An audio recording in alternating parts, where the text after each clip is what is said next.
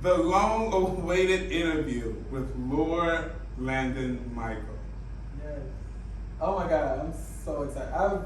I'm so excited to be here. Like, you just don't even know how long it's been that I've been like, please, let's have this talk.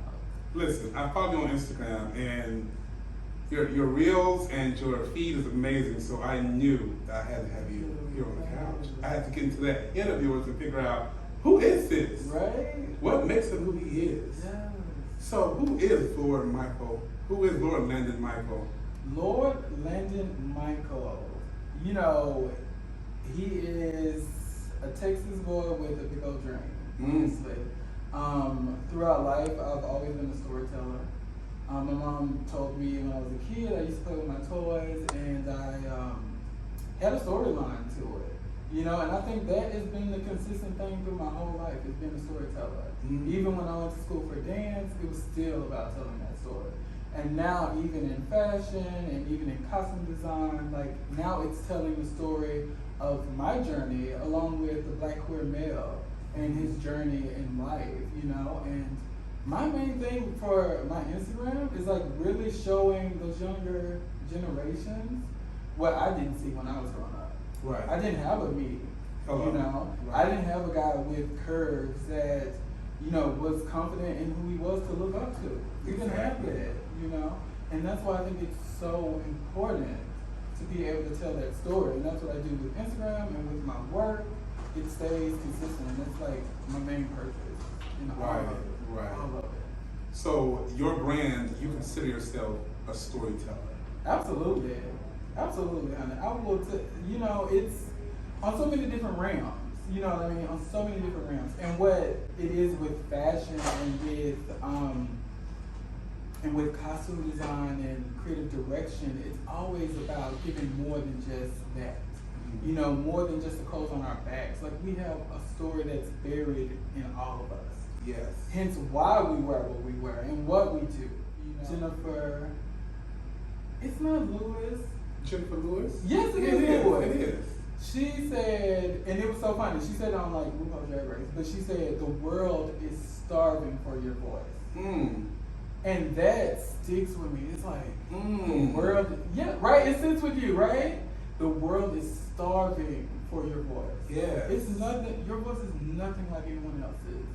Right. And never can be compared to anyone else's. But the world is starving, hungry for it. And that sits with me, and I'm like, from that point on, I'm like, I need to share. Right. I need to share this gift that I have. Exactly. And you can't cheat the world by saving it for yourself. Right. And don't cheat yourself by not sharing it. Because that is the main reason you are here, to share and to impact others. Yes. You know, and once I realized that, I was like, oh, game on. Would you say that's how the pandemic changed you? Absolutely. Absolutely. That was the time, and I did an article with Man Repeller at the end of COVID, and it was a really important time for me to share my voice, and they allowed me to do that. And from that point on, I knew it was a total shift for myself. Like, that was a game changer for me. So what adversities have you faced in the industry of entertainment, storytelling as a gay Black? Child, we got, how much time you got? Sure, we ain't got like 10 minutes. That's what I'm about to say. We ain't got that much time, child. You know, I think looking back on it now, I think the way I entered rooms, having these like pre-notions of what people are gonna think about me, really kind of stifled myself. But now really having that confidence and knowing who Lord Landon Michael is and what I have to offer the world. Like, I walk in and I'm perceived as a boss, you know what I mean? But at the same time, you're gonna have those challenges of the ideas that people may have of a Black queer male in a work environment or even in a social environment. You're gonna have those all the time, you know what I mean? One thing that was said is that, like, I've been discriminated against Black people, from white people for being Black people for being gay people for being femme. Right. It's gonna come. But at the end of the day, when people really see you know who you are and you've really harvested that, they can't do anything but respect it. Right. I don't care what you may think about it. but you have that respect. Right. Exactly. Because, and people are going to have opinions. Let people have opinions. Everybody's not going to be a fan. And that's one key thing that everybody needs to know. Everybody's not going to like you. You don't like everybody. So why do they need to all like you? Exactly. No. But cherish the ones that root for you. That's my thing. Cherish the ones that root for you. Yes, and that's the ones that I focus on when I go into these rooms and when I'm working with different teams and I'm in social environments, different environments. You know, I focus on those people that root for me. So what or who inspires you? But inspirations in my life have been so many people. Like I literally can't name them all because I feel like I've started to curate people that are around me that I can take a little from and learn from. Right. And so the people that are in my circle, like I'm inspired by them daily. You know, professionally, spiritually, mentally, all of it. You know, and those are people that are really iconic in my life.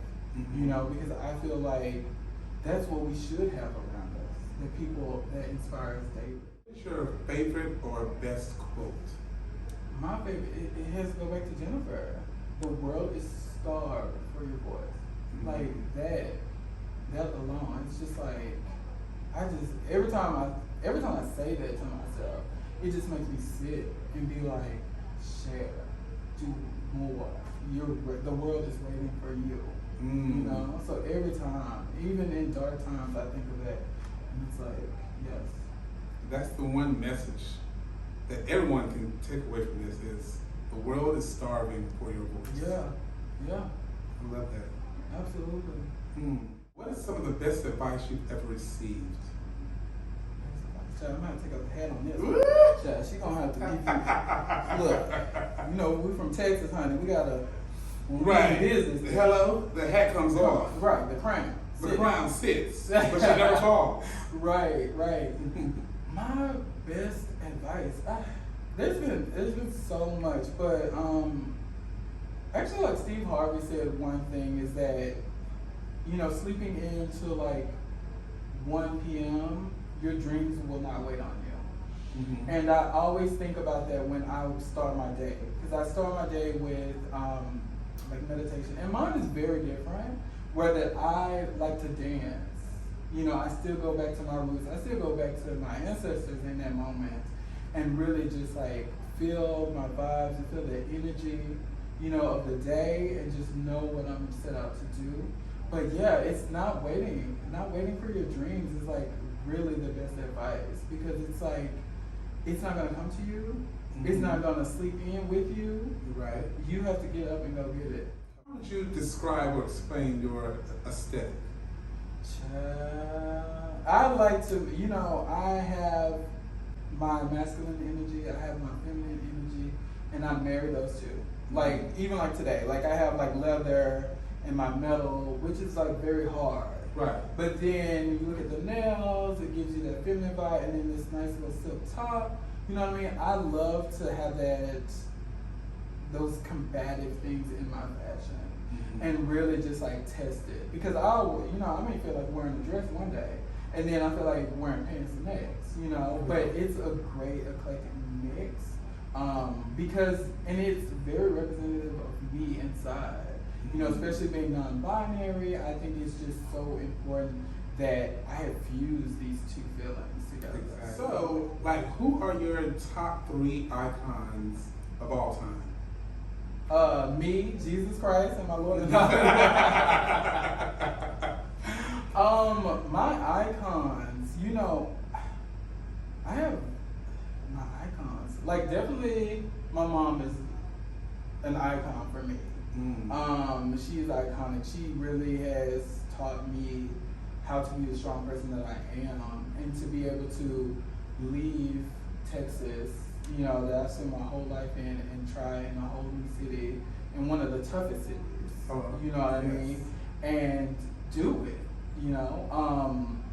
Also, because I feel like a lot of my friends too, it goes back to like my community. It really does, because my community is like, they're icons in their own way. We all are. I feel like we all are, you know, and we're the stars in our own show, you know. this is what it is, and it's like those people that are around me are like everything to me, you know, and those are the ones, again, I'm inspired by. What makes you happy? Or what drives your happy? Oh, it has absolutely nothing to do with the things that surround me. My happiness definitely comes from my inner self, and where I have found that strength every day. I am grateful. Being grateful is what really drives me, because I've been given so much in this life. Like, I literally, growing up and having me, my brother, and my mom in a 1-bedroom apartment, you know, in the hood. Like, literally, people don't understand, or they think I'm joking when I say my bus stop for school was next to, like, prostitutes. Like, it was real, you know? And so to have come and done as much as I've done in this life, I'm so grateful. And that just always inspires me. What is next for Lord Landon Michael? Oh my God, some amazing things are next.